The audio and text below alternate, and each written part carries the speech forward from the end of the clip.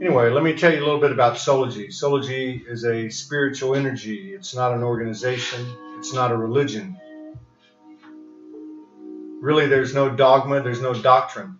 About the only thing you're going to find is that, we're going to acknowledge that there is a higher power.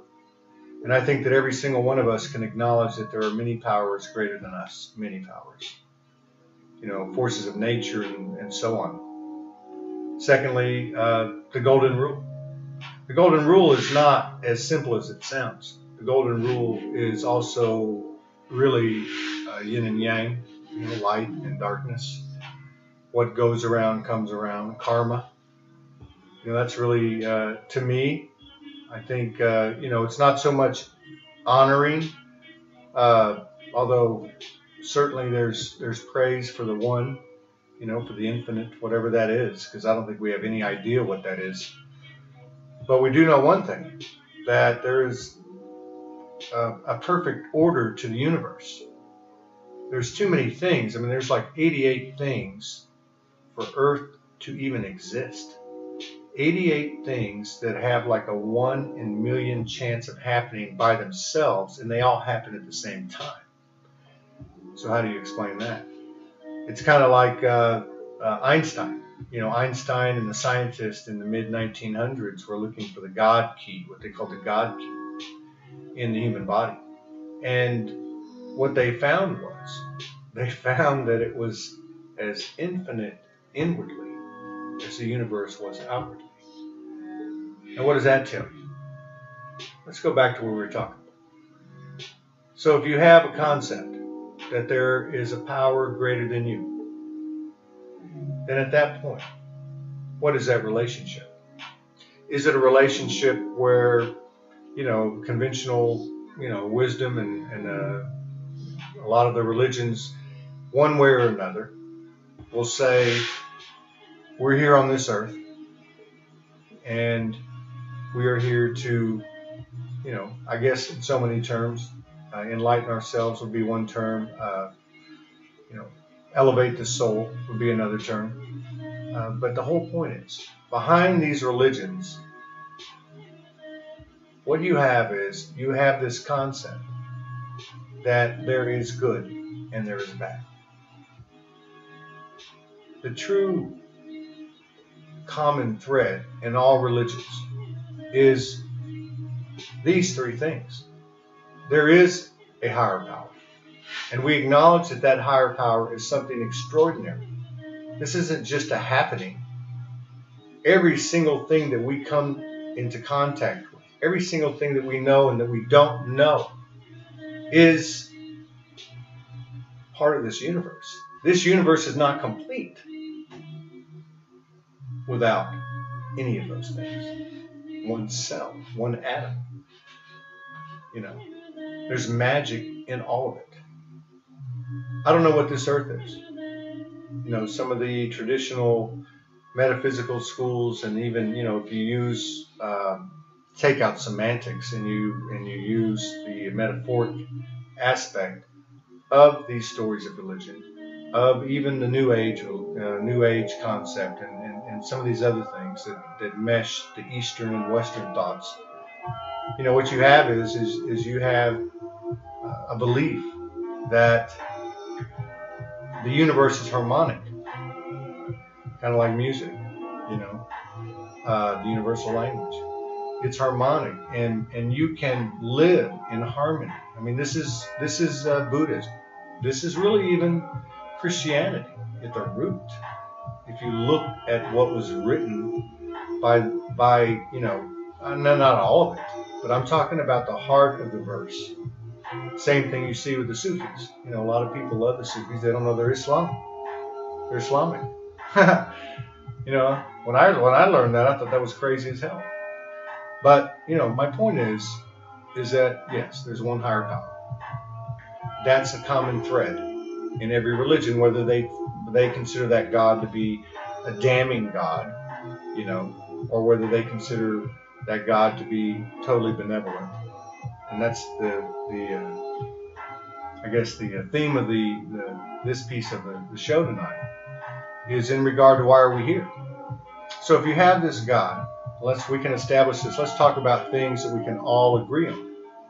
Now, God, the term, we can't even agree on that. So let's just talk about it as, whatever the name is, source, one, whatever you want to call it, universe, mother universe, whatever it is, whatever makes you happy.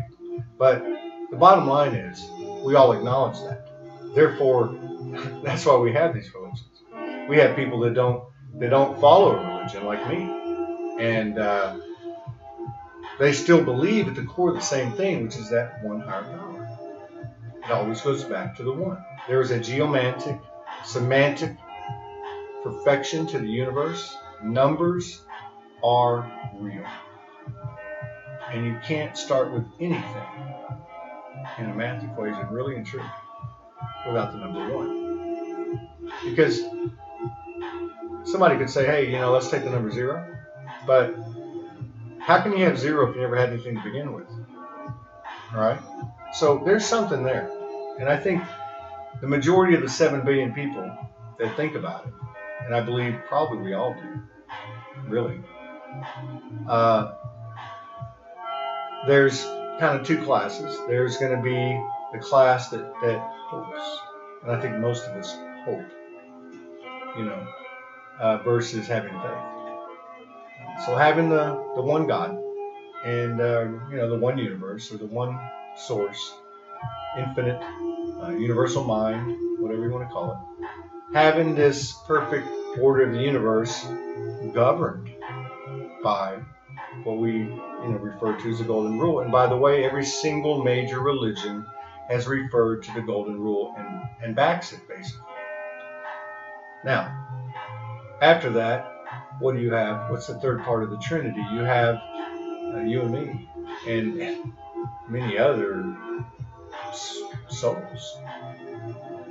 And what is soul? Soul is saying this to you.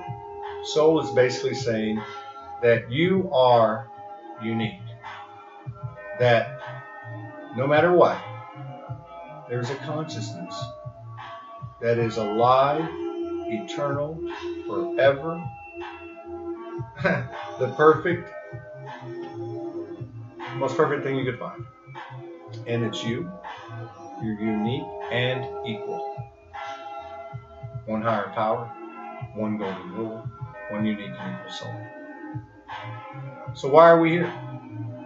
If you have a God who's 100% benevolent, and we're going to use a mix of Western religion beliefs, we're going to try to keep it all under the same umbrella, Eastern, even agnostic, science, not just religion and all that.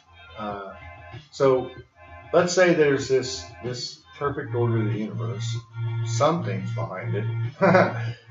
Something's got to be behind it. So whatever it is, it's either as perfect as this universe, or it's even more perfect.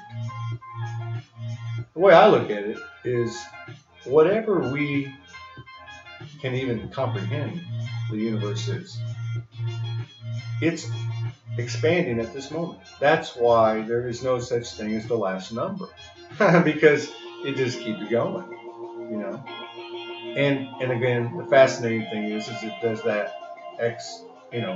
expanding, but also inwardly, as we referred to earlier. But so, why are we here? Why are we here? We come here. We have this universal force that is, either or, and we're going to bring everybody in here. We're going to bring in the people that believe it's a totally benevolent situation. We're going to bring people in here into the under the umbrella that we're going to say, I can only say it's not a benevolent God because, if it's a benevolent God in your religion, then nobody would burn in hell. Because the bottom line is that the benevolent God, if that's what you want to call it, or universe, that is available to each and every one of us in what the Christians call the secret place of the Most High. I call the deepest place of the Most High, deepest and highest. It's a concept that how could you hurt anybody? There's got to be a reason we're here, and that's why we're talking. That's what we're going to talk about tonight. But the question is, how far does that God go? Does that God say, hey, I'm going to give you life, and then I'm going to take it away from you if you don't behave? Well, what is that? And that doesn't make any sense. Any of you, most of you, many of you are parents out here. Let me ask you a question. You could have the worst kid in the world, okay? I mean, most trouble, whatever the case is. And you will never give up on that child. That's what that is. So I don't care if you're the last, lost, struggling soul. I don't care. Somebody's coming for you. It's that kind of deal. And again, that's kind of a metaphoric look at it. We can get into some real deep stuff, but we lose too many people. Too many people go here and they go there. What we're trying to do at Soulogy is create one umbrella that covers everybody.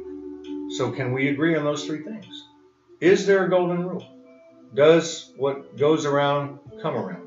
Karma, yin yang, cause effect. Is there a higher power? I mean, we don't even have to say there's one. You can just say, is there a power greater than me? Well, yeah. No question. And then the third, are we equal? And this is where the rubber meets the road. This is where, and I'm just a layman. I'm not an expert. Okay? I have a different story than a lot of people, but there's a lot of people that have a story like mine. That's another reason why we're here too, so we want to hear those stories. But a religion or a religious belief that considers anyone inferior, excludes anyone, does not fall in line with the basic premise of that religion. I'm sorry. If you have a God that is omnipotent, that is all-knowing, all fair, the whole 9 yards, and he puts you in a universe that's got perfect order, then what's going on here? Why are we here? That's the theme of the show. So here we are on Earth, and we have all this craziness. Some of us have extreme personal pain. I went through 2 years of it, homeless. I went through 4 years really of it. We all have our stories. And if you're blessed enough that you don't have to, go through stuff like that, then you see a lot of suffering. You see a lot of things that just don't add up.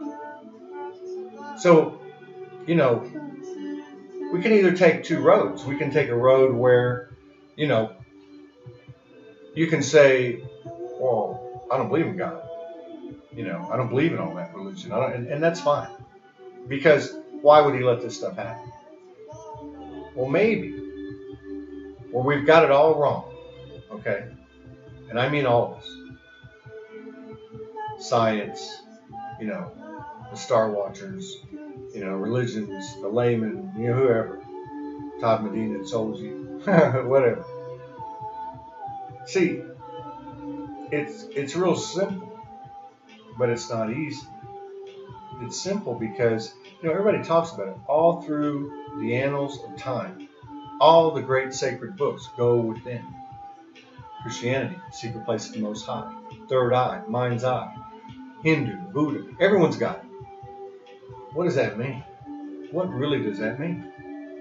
Okay? And really what it means is if you're going to gain anything externally, you need to understand that it is not going to be,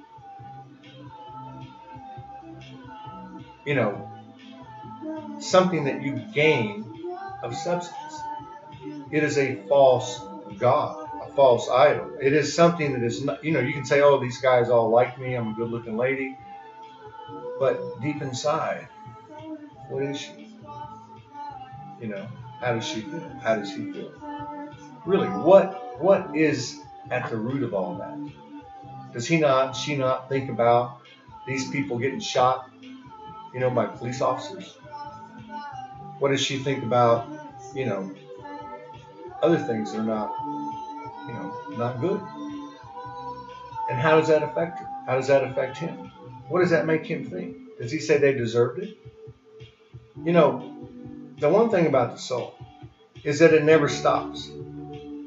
That may just sit there, and just be cruising along in the back burner. But it never goes away. It doesn't have to talk. It doesn't have to say a word.